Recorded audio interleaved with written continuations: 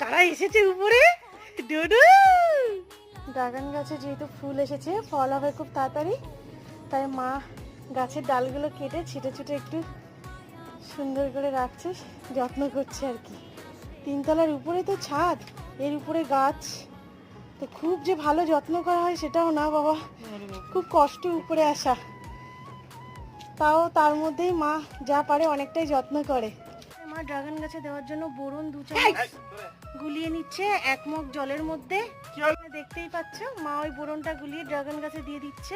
না সবাই ছাদে, তাই ডোডোবাবু এসেছে, অনেকদিন পরে ছাদে এসেছে, শুধু গন্ধ শুকে বেড়াচ্ছে, কোন গাছের কি গন্ধ, কোথা দিয়ে কি গন্ধ বেরোচ্ছে। ডোডো দেখো কোথায় ঢুকেছে, দেখো এদিকে চলে আয়, এত দুষ্টু কেন তুই?